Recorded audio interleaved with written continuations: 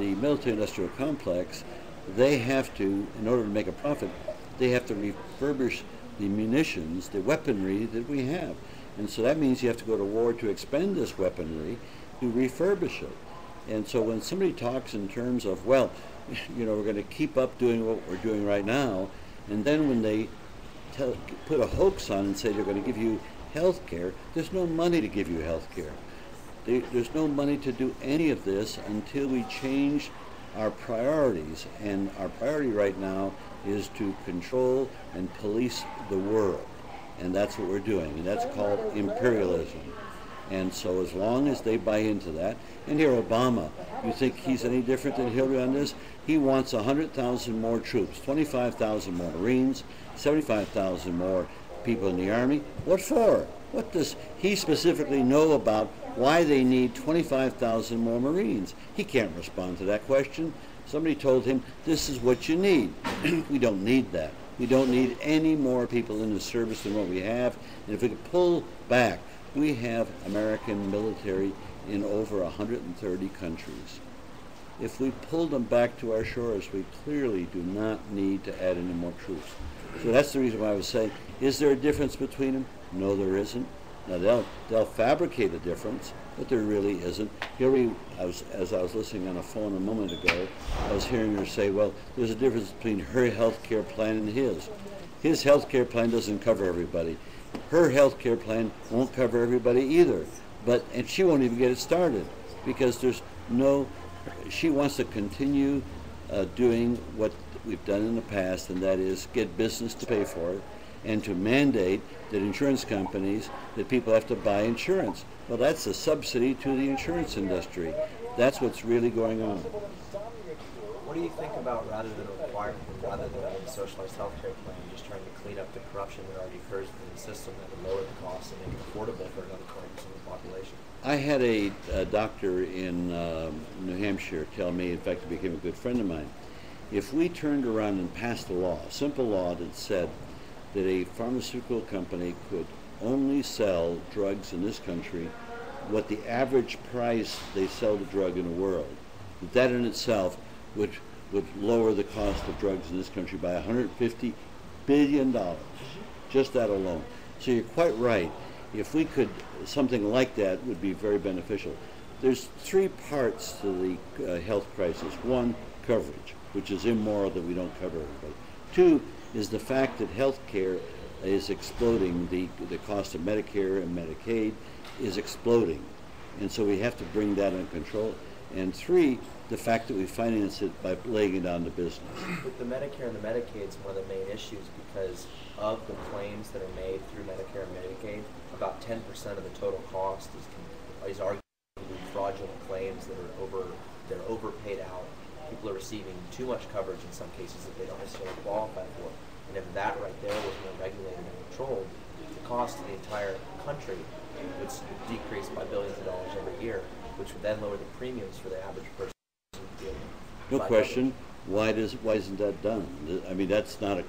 Well, no, but I'm saying it would be far easier and cost efficient to even create a new agency, which is expensive in itself. It would be less expensive to create an agency that did nothing more than simply regulate mispractices in the industry than to create a socialized healthcare system for everyone in the country. But first of all, I'm not advocating a socialized health system. Good. At all. And I would change it radically. I would rather see our health system in control of the people. And we could do that. The plan that I would have, I call the healthcare security system, where everybody would receive a certificate. You would sign up for it every year. It would provide you with quality standard health care. That certificate would permit you to go pick any one of 5 insurance plans, only 5 insurance plans, or a federal plan. And they would be competing on a base stakeholders. What is the 5 plan? And when you choose, they can't get rid of you. You can pick another plan next year, but they can't drop you. So when they got you, they got you. And they don't determine the services. The services are provided for by the regional health boards. Who pays for it? People do. with a retail sales tax. So you're arguing that by increasing a retail sales tax to cover insurance premiums, and it would completely remove any other standard insurance premiums that people pay out? How much of a sales tax? Probably could be around 6% nationally. Federal sales tax around 6%, 6-7%. Pardon me? Yeah. Huh? That's what most European countries pay. Right. At least 14. So, you see, what we're doing is we're taking it off the back of business. We're taking the service criteria determined by people and the stakeholders in negotiation, and now you're competing. The cost that you're talking about lowering is going to be on a competitive basis. That's the only way I can figure. And this isn't just me. This was an economics professor from emeritus from Stanford, and Ezekiel Manuel at NIH, and Dr. Kotlikoff at BU, and myself. We concocted this, and we did it as somewhat of a looking at it. When they started out by talking with me, they said, "Oh, you know, we got to be realistic. What will be enacted?" And I said, "That's not the criteria I want. I want to design what would be called almost a perfect plan. Forget that we can get it enacted or not. Because the minute you set a criteria, what we can get passed or not, you have compromised yourself out of a decent plan." And so now, will my plan get enacted by Congress? Hell no. Will any real plan get enacted by Congress? No. So what is mandatory in any of my programs, whether it's taxation, whether it's this, it's the fact that I want to, why should you have to be dictated to by the Congress? Have you got it? By the Congress. Did they not get the channel? Yeah, we can't. That's our problem. Our difficulty for the people that are watching this, and the young man and I were going back and forth on healthcare, is that we just can't seem to get the technology to get the channel up, so that I could hear what the questions are and comment on that. I apologize for our inability to do that. It's just part of a situation where I don't have the resources to get enough visibility to be invited. But understand what's happening here. It was corporate America that made a decision to cut me out of the debates back in July in Philadelphia. And so when corporate America can make the decision as to who can be heard in a campaign or not, we've come to a very low end.